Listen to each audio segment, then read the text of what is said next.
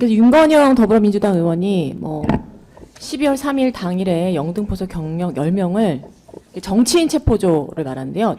체포조 뭐 한동훈 등을 비롯해서 정치인을 체포하려고 투입했다는 제보가 있다고 하면서 주요 국회의원을 체포할 목적으로 대기했는데 그 장소가 국회 앞 수소 충전소라고 이제 전혀 사실과 맞지 않는 이야기를 하고 있고요. 아까 보신 것처럼 수소차 충전소 쪽에 이렇게 담벼락이 무너질 정도로 사람이 많았고 거기만 많은 것이 아니라 국회 그 정출입문과 그 뭐 경정문, 뭐 칠문, 삼문 아까 계속 보셨지만 점점 사람들이 증가하고 있는 상황에서 경력을 투입을 한 거는 국회 안에서도 요청이 있었고요. 바깥에서도 오히려 국회를 보호하기 위해서 사람들 진입을 막아야 하는 상황이었기 때문에 수소차 충전소 쪽으로 사람을 보냈고 그 숫자가 보시는 바와 같이 10명 정도입니다. 10명은 190명의 의원들을 체포하기에는 물리적으로 불가능한 숫자고요. 당시 상황을 본다면 수소 충전소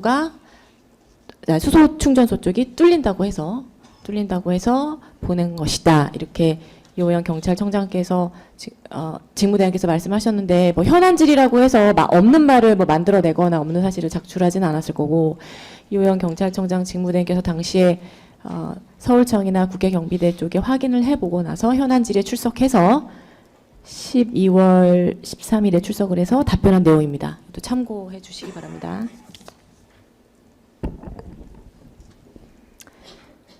(64호증의 2와 3을) 보여드리기 전에 먼저 그 파견검사들이 이모 담당관 그리고 김현태 단장 등에게 제시한 가짜 뉴스를 보여드리겠습니다.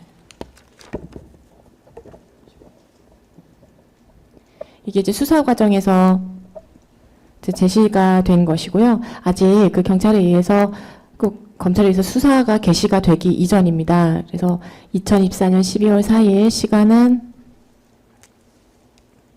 오후 2시 19분에 작성된 기사고요. 헤드라인은 뭐 실탄을 분명히 봤다. 민간인 안기령에게 총구를 겨냥한 계엄군이 있다라고 해서 대인적인 폭행이나 아니면 뭐 물리력을 행사했던 것처럼 그 허위 사실을 조작한 사람이 있고 그 사람은 김종대 전 정의당 의원입니다.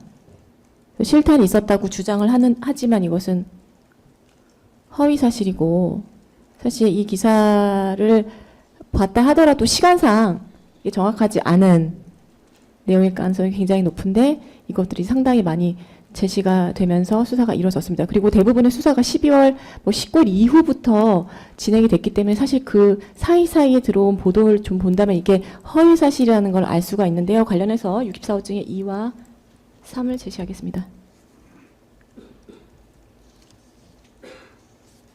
64호증의 3부터 제시하겠습니다. 같은 사진인데 동일한 사진인데요. 그 한 명의 전 국회의원은 여기 안에 실탄이 있었다. 본인이 분명히 봤다. 이런 내용이고 또 하나는 오히려 안기령이라고 하는 사람이 계엄사무를 수행하는 그러니까 공모집행 중이었던 대한민국 군인의 총기를 탈취하려고 하는 시도. 이제 미국의 경우에는 총기 탈취는 생명에 대한 위협으로 봐서 그 현장에서 사살해도 문제가 되지 않는다고 합니다. 근데 안에 이제 빈 총이었기 때문에 다행히 아무도 다치지 않아서 다행이지만 그 군인의 군용물을 본인이 먼저 손을 대서 놓으라고 수차례 이야기를 하면서 탈취를 시도했고 본인만 그런 것이 아니라 옆에 주변에 다른 사람들이 이것을 도와주고 이모 담당관을 덮치려고 하고 뭐 이런 과정이 있었다는 것을 증인신문 과정에서 재판장님께서 보셨을 것입니다. 그래서 지금 자유대한호국단에서는 이틀 뒤에 나온 기사인데요. 오히려 안기령이 총기 탈취를 시도한 군형법 위반 혐의자에 해당하기 때문에 고발하겠다는 내용이고요. 사실 이런 기사도 있고 이런 기사가 있으면 이걸 동시에 제시해서 어떤 게 맞는 건지를 물어봐야 되는데 김현태 단장이나 이모 담당관 그리고 조모 중령 모두에게 이 기사를 제시하면서 이 사람이 당신 맞느냐, 여기 안에 실탄이 있었던 거 아니냐, 군인이 민간인을 저격하려고 했냐 이런 내용의 추궁을 하는 것이 내용이 있습니다. 김현태 단장 같은 경우는 진술조서가 다 부인이 됐기 때문에 재판장님께서 보실 수 없으시겠습니다만 이모 담당관의 경우에는 참고인으로만 조사를 받았기 때문에 아마 해당 진술조서 부분에서 확인을 하실 수 있을 것입니다. 64호증의 2는 이제 이런 내용을 종합을 해서 작성된 기사고요. 이게 정확한 기사입니다.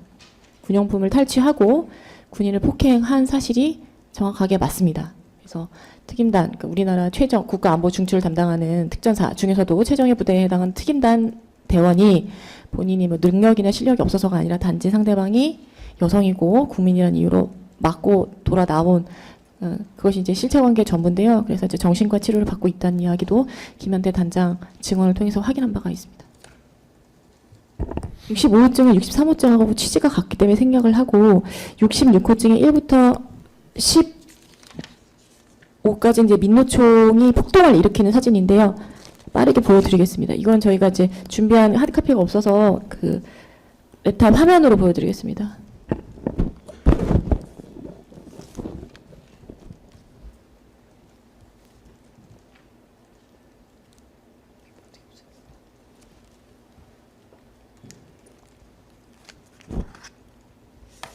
저희는 언젠가 이 재판이 끝난다 하더라도 이 사람들이 대체 여기 왜 왔는지, 어떻게 왔는지, 이런 건 어떻게 만들었는지, 정보를 어떻게 얻었는지에 관해서 수사를 해야 한다고 생각하는 입장입니다. 왜냐하면 국민 대다수는 그 계엄 선포 날에 뭐 다른 일을 뭐 군인들도 동일하게 증언했습니다. 휴가 가신 분도 있었고 가족과 집에서 뭐 시간을 보내거나 혹은 취침한 분도 있었는데 대체 이 사람들은 또 똑같은 국민인데요. 어떻게 이걸 알고 이런 피켓까지 들고 대다수의 인원이 운집할 수 있었는지 구체적인 정보를 제시하는 사람이 없었다면 이런 일이 불가능했을 텐데 사후적으로 반드시 규명이 되어야 한다고 생각하고 특히 장관님의 사건에 대해서는 이런 사람들이 폭동을 일으킨 것이지 그 군과 경이 폭동을 일으킨 것은 아니고 이런 사람들을 막기 위해서 아까 서울청 지휘망을 보셨지만 국회 경비대 요청에 의해서 서울청이 경력을 보내주고 수소 충전소 담벼락이 무너진 데 가서 보초를 서고 그런 것입니다.